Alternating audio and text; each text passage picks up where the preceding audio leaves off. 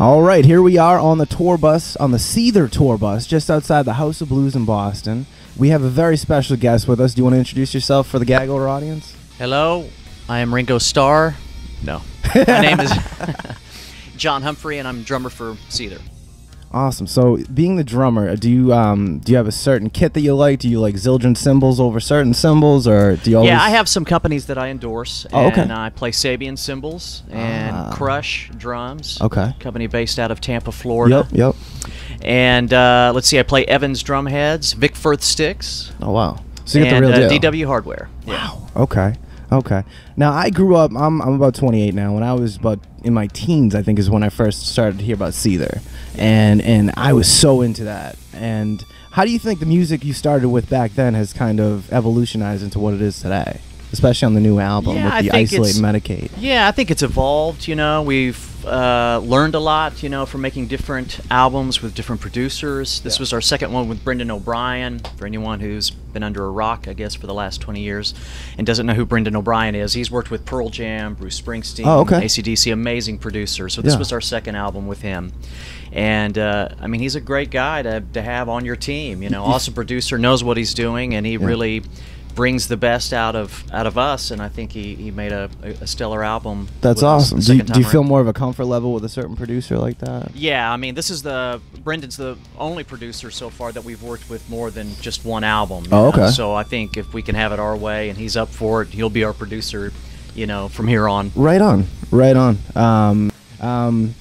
The set list tonight. How long is your set here at the House of Blues? Yeah, we're doing a co-headline with Papa Roach, so we play just a little over an hour, about an hour. Okay. Each band does, yeah. Okay. Do you guys switch it up from tour date to tour date, or did you go with the same? Man, it's so hard. I mean, we've you know, you talk about how you've been a fan for a long time. You know, man. 10 years, and we've been a band that's been around for over 10 years, which is awesome. And we have a lot of singles, you know, over all those years. And there's some people that have been waiting years to see you finally live, and there's certain songs they want to hear or you know, come to expect, and when you put those singles alone, it takes us over an hour just to play those. So we try to play, you know, everything we hope that everybody wants to hear, would like to hear, expects to hear.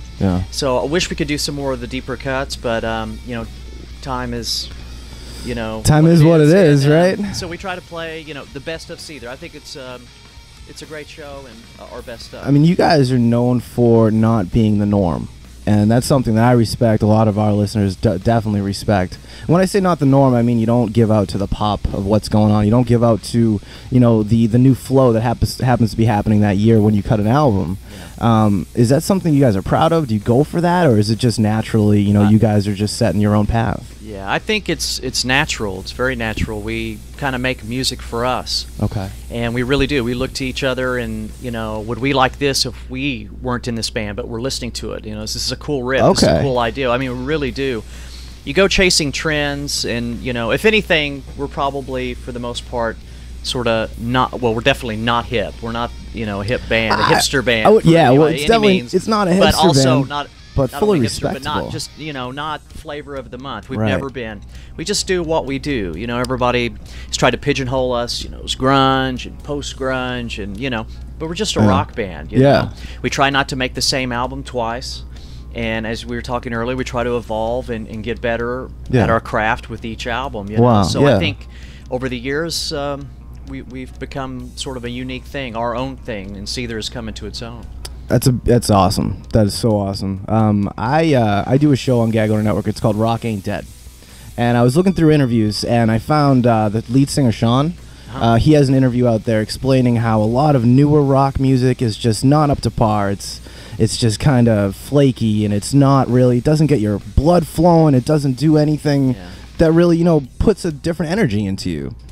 You know, do you feel overall, you know, you've been doing it for a while, you probably met a ton of bands, do you feel that that fire's still there for newer bands coming up? Do people still want to rock and, like, I definitely get the crowd think the going? audience is there, you know? A lot of things, unfortunately, I think what Sean's talking about has become formulaic. True, that's exactly what it was, Bands, I don't know, and certain producers, they sort of write the same song. Are they chasing the dollar? If it was a hit once, they'll change it and maybe put a different band in this same sort of song in the same vein, and I think that's what's missing is originality You know, and good songs, you know, especially for rock music. I know the fans are there. Yeah. They're out there. They're People out there wanna right now rock, waiting you for know? you. And a lot of them are going back. I know I have a 16-year-old son who's going back to like old school Yes. 90s to listen to rock because there's nothing current that's really, you know, lighting a fire for him. Right. And so I think it comes down to craft and songs. But I know there's kids in a garage right now. I know there's a kid in his bedroom working his ass off who's going to come up, and hopefully we will discover. You know, it's tougher these days. There's so many bands. Yeah. But, you know, with social media, with Facebook, you know, you can be an unknown band and unknown artist and get exposure almost just on the level of a, you know, a signed band anymore. It's almost too easy. Yeah. But it's so much more difficult. I don't know. Just get the hits. But when you guys first started getting going, did you guys chase record labels? Did you send demos? Did you go to radio stations? Yeah, we were definitely of that world. You know, the whole thing was to get a record deal so you can get the distribution and the promotion behind you, you know. A lot's changed. I feel that you don't even really, in the future, I don't see bands even making full albums. I think a band could, you know, record an EP, 4 or 5 songs, make one a single, 2 or 3 tracks for the fans, you know, and go out there and tour for 6 or 8 months, and then stop into a studio, record another 3 or 4 tracks, and then hit the road again. I think the days of 14-song CDs are unfortunately coming to a pass. And I'm a big like vinyl guy. I still buy CDs, you know, because I still like looking through the notes and seeing who's produced and who played on it and where it was recorded and everything. And but unfortunately, a lot of that's changing, and we were definitely, I think, you know, part of the old school as far as getting album concepts. Kind of missing now, especially in rock music. I hope it comes back. I hope people start making albums. I know you guys usually do. When I listen to a Seether album, there's a trend, there's a flow in its own. You know, it tells its own story. Yeah, I mean, that's we put songs in a certain order after they're recorded, and try to, you know, have the album have peaks and valleys and take you places. So again, I'm a big fan of the album concept, you know. So where are you guys heading after Boston? You guys still touring for a while? Oh yeah, we're headed to New York, and this tour will wrap up, I believe, February 7th. Oh wow, it's getting to the end. Yeah. Well, we're about, you know, what is this, a week and a half, 2 weeks into it. So yeah, it's kind of a short run. I've had a lot of people ask me, hey, you guys coming to Europe with this? And a lot of people like the lineup with us and Papa Roach, King, and Islander being on this. It is a great lineup. I know you guys are very, very popular around here. Once we put it up on our social media that we were going to be interviewing Seether, people went nuts. So there are true fans still. There are fans hanging out in the rain over there waiting for you guys, which it's unbelievable. That's amazing. It's truly you know, all the credit to your great music that you make. Well, and I'm grateful. You know, we say it all the time for the fans who have stuck with us for all these years and are out there standing in line waiting for the show tonight, man. It means a lot to us, and that people still care, want to come out to the shows and buy the music. So absolutely, thank you. Let me ask you just an off-the-cuff question. You've been traveling and touring so long. And hopefully longer, you know. Hopefully you keep doing what you're doing. I hope so. You ever been on a tour bus or been with a tour with a band that you just can't stand?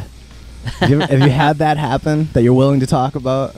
Yeah, I probably remain nameless. Okay. I mean, I guess you get out there, and there have been a couple bands that you've been put with that you were real excited, and it didn't really turn out to be as you had hoped. You know, like personalities. Personalities, egos, man. You know, I get young musicians asking me all the time, "Hey, what advice would you give me, man?" And I tell them, put away the ego. You know what I mean? Be it, you know, learning your craft, you're working with a producer, a guy's going to critique you and tell you, make suggestions for change. You have an ego, you put a wall up, you're not going to learn. Also, ego with, you know, your peers, other bands you work with, man. I've seen guys and gals with egos, and it doesn't work. You're not going to get many friends that way, you know. Just doesn't vibe. No.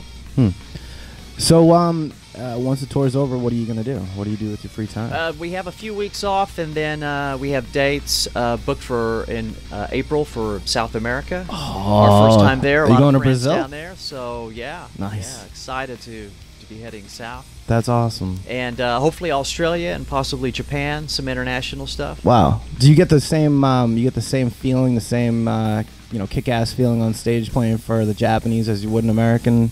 Oh yeah. Yeah. Yeah. We just played Europe, did a headline run right before Christmas, and do they know the words? Are they into the music? Yeah, I mean, it's amazing, right? I mean, really? I take it for granted how spoiled we are. Everybody in Europe, especially, they speak 2 languages: their native language and then English. Right. Very common. I feel lazy when I go over there, and I don't know much French. I don't know much German, you know. And but yeah, they're fans out there singing in English, man. They maybe don't even, some of them understand, some don't, but they know every word up front, just out there. And that gives me goosebumps fans. just giving the interview right now. Man, I mean, that's amazing. It's very cool. That's amazing. So you're really living a dream. Absolutely, yeah, man. That's awesome. Yeah. So in your free time, are you a family man? You know, you said you have a 16-year-old son.